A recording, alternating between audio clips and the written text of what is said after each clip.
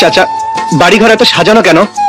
আর হেনা কোথায়? চাচা হেনা কোথায়, এই ডায়লগ দিয়ে বর্তমান সময়ে বাপ্পারা সোশ্যাল মিডিয়া সবার পরিচিত মুখ হয়ে উঠেছে। বাট একটা সময় তার পরিচিতি কিন্তু এর থেকেও কয়েক গুণ বেশি ছিল। বাট ওই যে ট্রেন্ডে আমরা ভাসি, আজকে আমরা তার ক্যারিয়ারে প্রেমের সমাধির পরে একটা one of the best performance ধরা হয় যে সিনেমাটাতে, হ্যাঁ, প্রেমের নাম বেদনা, যেটার ডিরেক্টর ছিলেন স্বয়ং তার বাবা নায়করাজ রাজ্জাক, এবং যে সিনেমাটা ছিল তাদেরই রাজলক্ষ্মী প্রোডাকশনের সিনেমা। আজকে আমরা জানবো যে এই সিনেমার টোটাল কাস্টিং, কে কত টাকা এই সিনেমাটাতে রেমুনেশন নিয়েছিল, এবং এই সিনেমার বাজেট এবং বক্স অফিস থেকে ওই টাইমে দাঁড়িয়ে প্রেমের নাম বেদনা বাপ্পারাজের ওয়ান অফ দ্য বেস্ট পারফরমেন্সের সিনেমা এক্স্যাক্টলি কত টাকা ইনকাম করেছিল সেটা আমরা এই ভিডিওর মধ্য দিয়ে তুলে ধরবো আপনাদের সামনে। ভিডিওটি খুবই স্পেশাল হতে যাচ্ছে। ভিডিওটি স্টার্ট করার আগে আপনাদের কাছে ছোট্ট একটা অনুরোধ, আপনারা ফিল্ম স্পাই চ্যানেলটিতে নতুন হলে ডেফিনেটলি সাবস্ক্রাইব করবেন, বেল আইকনে ক্লিক করবেন, লাইক কমেন্ট শেয়ার জানিয়ে দেবেন আপনাদের মূল্যবান মতামতটি। দেখা হচ্ছে নেক্সট কোনো ভিডিওতে। সবাই ফিল্ম স্পাইয়ের সঙ্গেই থাকবেন। মনটাকে বলি তুমি কেঁদো না, প্রেমের নাম বেদনা, তোমরা সবাই সুখে থেকো। বা এই ছবির আরও যে রোমান্টিক গানগুলো ছিল, যে সুখেরও জ্বালা কেন দাও তুমি, এভরি সং চার্টবাস্টার। তো নায়করাজ রাজ্জাক যেন মনের মাধুরী মিশিয়ে নিজের ছেলেকে এক্সপোজ করেছিলেন বড় পর্দায়, তবুও কি সিনেমাটা ওই লেভেলের পারফরমেন্স করেছিল সেটা জানবো। তো ব্যাক স্টোরি নিয়ে কথা বলার আগে একটু আমরা জানবো যে সিনেমাতে কে কত টাকা রেমুনেশন নিয়েছিল। তো অ্যাট ফার্স্ট আমরা যদি আসি যে আফজল শরীফ, যিনি এই মুভিতে কমেডি ক্যারেক্টার প্লে করেছিল, এবং তিনি কিন্তু তখন প্রায় 40,000-এর আশেপাশে কিন্তু তিনি এই মুভিতে চার্জ করেছিল।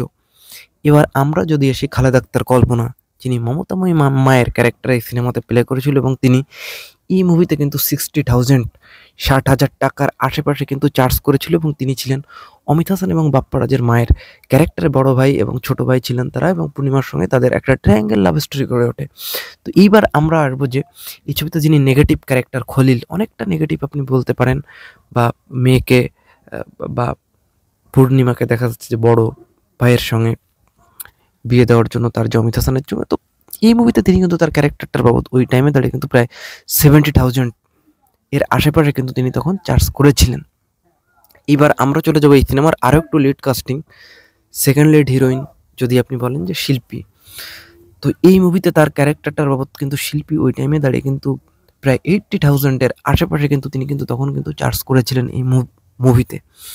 এবার আমরা যদি চলে আসি 2000 সালে দাঁড়িয়ে, পূর্ণিমা একজন জনপ্রিয়তায় তিনি তখনও ওই লেভেলের নামটা করে পারেনি, বা তার ক্যারিয়ার তখন স্টার্ট হচ্ছে। তো এই মুভিতে কিন্তু তিনি 1.5 লক্ষ টাকার মতো কিন্তু তিনি রেমুনেশন নিয়েছিলেন পূর্ণিমা।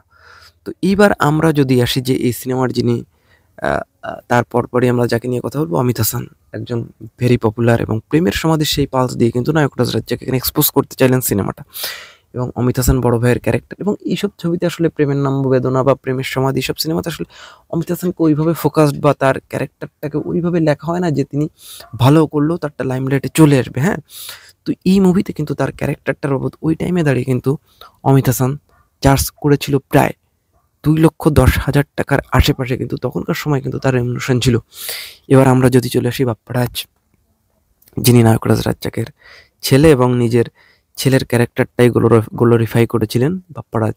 পূর্ণিমার সঙ্গে তার গানগুলো পপুলার ছিল, এবং বাপ্পারাজ ফার্স্ট লিড এই সিনেমাতে। আপনি যে এনি ক্যালকুলেশন আপনি করেন না কেন, যেহেতু বাপ্পারাজ রাজ্জাকের ছেলে, তো ছেলেকে দিয়ে দুর্দান্ত একটা পারফরমেন্স বের করে এনেছিলেন নায়করাজ রাজ্জাক। এবং যেহেতু ছেলে, তার মার্কেট ভ্যালু কিন্তু তখন ওরকম 2-2.5, এখন বাপের প্রোডাকশন হাউস, তো সে টাকা নিবে কি নিবে না এটা তাদের ব্যক্তিগত, নেয়নি যেহেতু, তো তার মার্কেট ভ্যালু কিন্তু তখন ওরকম অমিত হাসানের কাছাকাছি ছিল, এবং তিনি তখন অনেক কমিয়ে দিয়েছেন কাজ। তো তার দুর্দান্ত পারফরমেন্স এই ছবিটার আমরা, এবং এই সিনেমার ডিরেক্টর নায়করাজ রাজ্জাক, তাদের প্রোডাকশনের সিনেমা, তো তার মার্কেট ভ্যালু, এগুলো নিয়ে আর কি বলবো। তো এখন আমরা যদি আসি যে এই সিনেমাতে আসলে বাজেট এবং বক্স অফিস, তো বাপ্পারাজের অনবদ্য পারফরমেন্স কেন এই সিনেমাটাকে প্রেমের সমাধি সিনেমার লেভেলের বিজনেস দিতে পারলো না, এটার নিয়ে আমরা নয় একদিন পরে আলোচনা করব। তো এই সিনেমাটা বানাতে ওই টাইমে খরচ হয়েছিল একদম, এটা খুব বেশি বাজেটের সিনেমা ছিল না, এটা ছিল 50 লাখের ভিতরে এই সিনেমাটা কিন্তু হয়ে গিয়েছিল। এটা কোনো বড় বাজেটের সিনেমা না, গ্রামের ভিতর শ্যুট হয়েছিল অনেক। তো প্রায় 45 থেকে 50 লাখের আশেপাশে এই সিনেমাটার বাজেট ছিল, এবং বক্স অফিস থেকে কিন্তু এই সিনেমাটা 60 লাখ বা 70 লাখের আশেপাশে কামাই করে এটা একটা অ্যাভারেজ ফিল্মের ট্যাগ পায়। সিনেমাটা কিন্তু হিটও হয় না।